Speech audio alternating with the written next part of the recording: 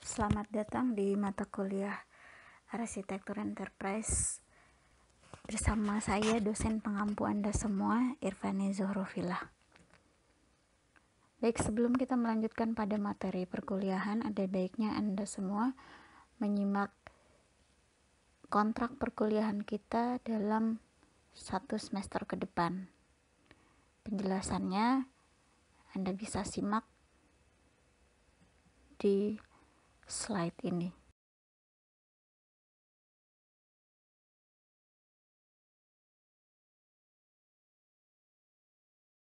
Baik, kita masuk kepada materi yang akan kita bahas di pertemuan kali ini.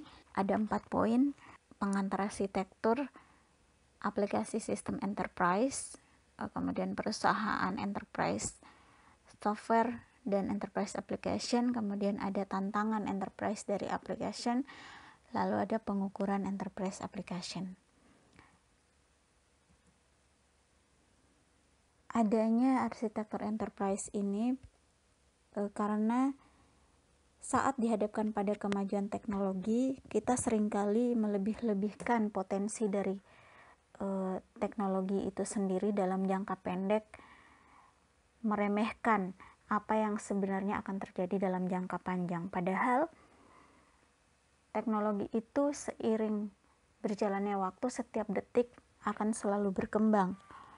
Bahkan lembaga-lembaga keuangan, industri, akademisi, instansi-instansi, para pebisnis itu memanfaatkan ide-ide baru.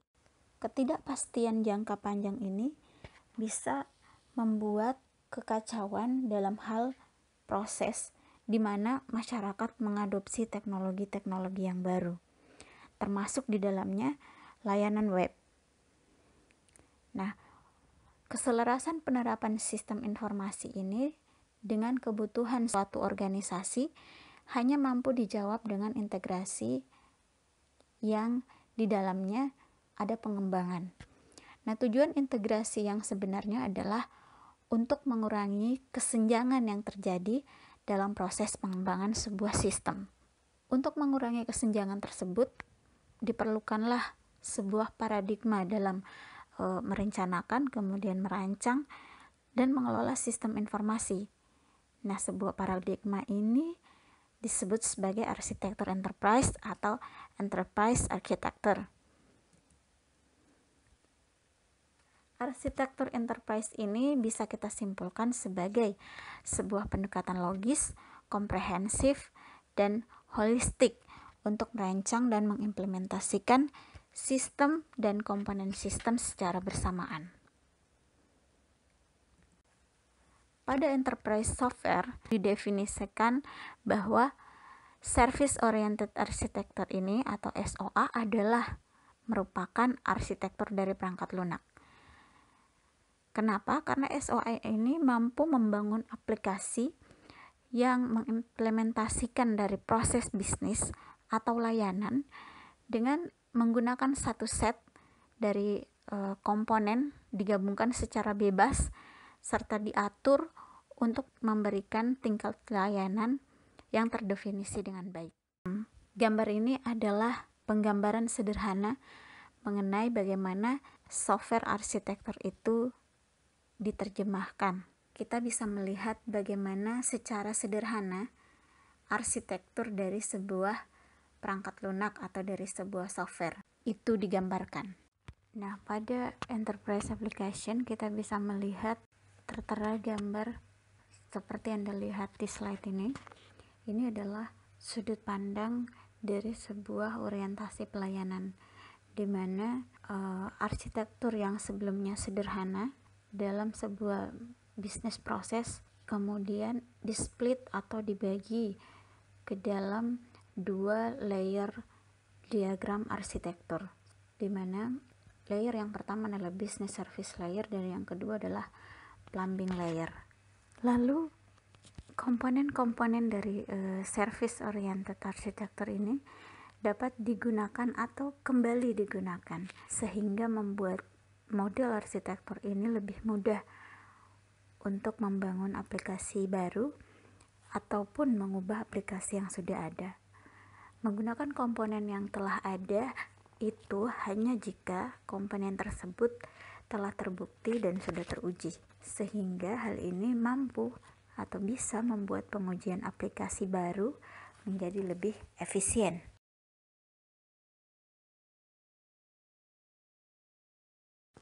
Untuk membangun aplikasi perangkat lunak, kita memberitahukan kepada komputer bagaimana melakukan apa yang diinginkan.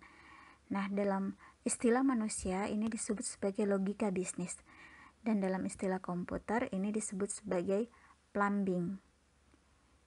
Pada gambar tadi, kita bisa dilihat kembali pada gambar yang tadi ada dua layer dari service oriented, yaitu business service layer dan plumbing layer. Business service layer terdiri dari komponen perangkat lunak yang menyediakan dan menjalankan fungsi bisnis tertentu. Nah, sementara plumbing layer terdiri dari komponen yang mendukung layanan bisnis yang disebutkan oleh business service layer dengan menyusun dan mengelola sumber daya komputer dengan secara aktual. Komponen dari plumbing layer ada dua, adalah presentation service dan data service. Aplikasi bisnis sendiri terdiri dari yang pertama adalah baris instruksi atau disebut sebagai kode program yang memberitahukan kepada komputer tindakan apa yang harus diambil. Kemudian yang kedua ada logika bisnis, misalnya tambahkan baris item ke pesanan. Lalu ada lapisan plumbing, misalnya petunjuk dari komputer seperti periksa apakah printer tersedia. Nah, kedua-duanya ini sama-sama diperlukan dalam aplikasi bisnis. Deskripsikan aktivitas aplikasi dalam logika bisnis sederhana, baik dalam pesanan, pembelian, produk, pelanggan, akun, dan lain sebagainya. Jika tidak tepat istilah komputer yang dideskripsikan, maka perangkat lunak itu tidak akan berfungsi. Masuk pada aplikasi bisnis dengan menggunakan business process management ditambah dengan service oriented architecture. Bersama-sama BPM dan SOA ini akan lebih powerful. Selanjutnya bisa dijelaskan bahwa SOA itu dapat mencapai kecanggihan yang kita perkirakan. Kita perlu menyatukan perangkat keras, perangkat lunak, layanan, infrastruktur, proses, dan bahkan orang-orang, sehingga semuanya itu bertindak dan bekerja seperti suatu sistem. Itulah peran service oriented architecture. Sementara BPM atau business process management memungkinkan bisnis untuk memantau proses bisnis. Ini sangat diperlukan untuk bisnis-bisnis apalagi bisnis-bisnis yang besar, yang dapat mengarah pada peningkatan berkelanjutan dengan mengidentifikasi kemungkinan perubahan dalam proses yang dapat menghasilkan efisiensi yang lebih baik. Jadi dengan menggunakan business process management, maka proses bisnis yang begitu ruwetnya, yang begitu kompleks akan menjadi lebih efisien dan menjadi lebih baik. Nah, dengan diberlakukannya BPM dan SOA, peningkatan bisnis ini secara berkelanjutan menjadi jauh lebih mudah karena perangkat lunak ini sudah dimodifikasi dengan lebih mudah. Jadi ketika bisnis perlu berubah untuk mengatasi peluang dan ancaman strategis, memodifikasinya itu tidak akan rumit seperti aplikasi yang tidak menggunakan BPM dan SOA ini.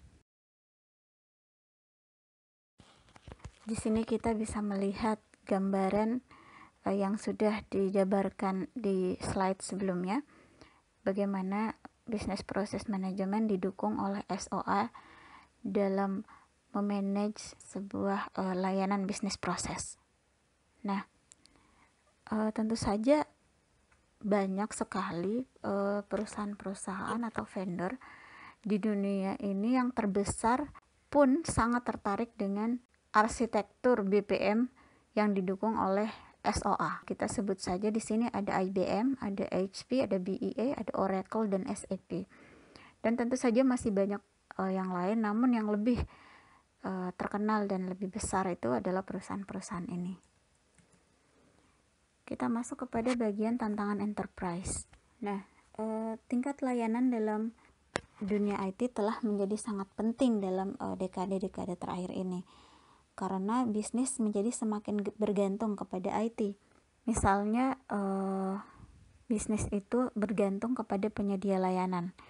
Di antaranya contoh kasus ketika listrik padam atau gangguan jaringan telepon atau kurangnya layanan IT, hal ini bisa membuat bisnis itu terganggu. Seperti yang Anda semua ketahui, bahwa jika Anda pernah terjebak dalam pemadaman listrik, itu berapa lama berlangsung, berkisar dari yang agak merepotkan sampai sangat merepotkan hingga kepada merusak. Banyak organisasi 1 jam waktu terhentinya layanan IT mereka itu akan menghabiskan jutaan bahkan ratusan rupiah merugi. Sehingga karenanya bisnis yang bergantung pada layanan seringkali mengadakan perjanjian dengan penyedia layanan untuk meningkatkan tingkatan layanan-layanan tertentu. Nah, meskipun tanggung jawab dari semua yang diperlukan untuk membuat dan menjaga tingkat layanan itu tetap tinggi, berada di tangan IT, namun setiap orang harus mengetahui prinsip-prinsip dasarnya.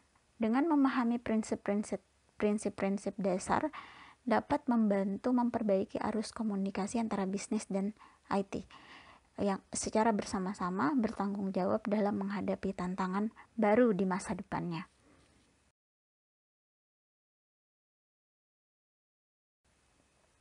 Dengan memahami tingkat layanan yang diterapkan pada ketersediaan aplikasi, berarti memahami bagaimana dan mengapa aplikasi gagal, serta konsekuensi dari kegagalannya. Ini adalah beberapa alasan kenapa aplikasi itu gagal. Pertama itu ada perangkat keras yang dijalankan gagal, atau karena jaringan yang menghubungkan pengguna ke aplikasi itu gagal, atau aplikasinya sendiri bisa gagal, atau bahkan sistem operasi yang menjalankan aplikasi bisa gagal, atau beberapa perangkat lunak manajemen yang mengelola aplikasi itu bisa saja gagal, dan seterusnya dan seterusnya. Nah, ketika komponen perangkat lunak ini gagal, ini tentu saja perlu waktu untuk menemukan apa penyebab kegagalan dan bagaimana untuk mengaktifkan kembali sistemnya menjadi normal. Nah, tidak semua masalah menyebabkan kegagalan langsung. Beberapa mungkin hanya memperlambat aplikasi saja.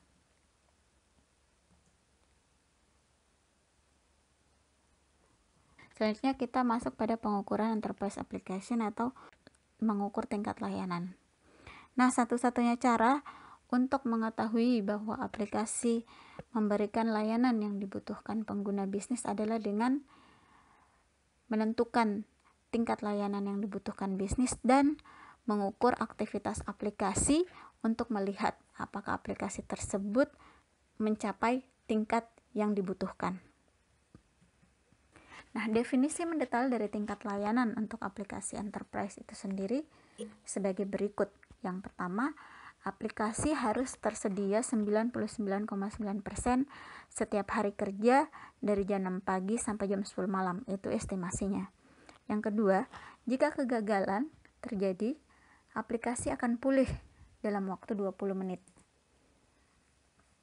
Yang ketiga, waktu respon untuk pertanyaan pesanan atau perubahan pesanan dan memasukkan pesanan yang baru harus rata-rata 1 detik dan tidak boleh lebih dari 2 detik. 9,9% dari waktu. Kemudian yang keempat, jika terjadi penurunan layanan dan waktu respon melambat, layanan normal harus dipulihkan dalam waktu 1 jam. Nah,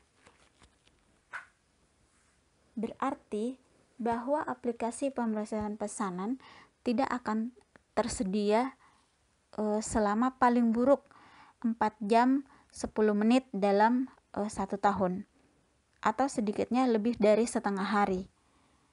Waktu respon bisa buruk selama 4 jam 10 menit dalam 1 tahun. Dalam skenario terburuk, aplikasi tidak tersedia selama 20 menit saat gagal. Dan saat layanan menurun, layanan akan selalu kembali normal dalam waktu 1 jam. Nah, sehingga agar itu semua dapat terwujud, agar aplikasi mendapatkan pelayanan terukur dan maksimal, maka IT membutuhkan perangkat komputer yang tepat dan perangkat lunak pendukung yang tepat. Demikian pertemuan kali ini, kita akhiri sampai di sini. Silahkan Anda semua mengakses website Skalsa. Terima kasih atas perhatiannya. Selamat bekerja, selamat belajar. Assalamualaikum warahmatullahi wabarakatuh.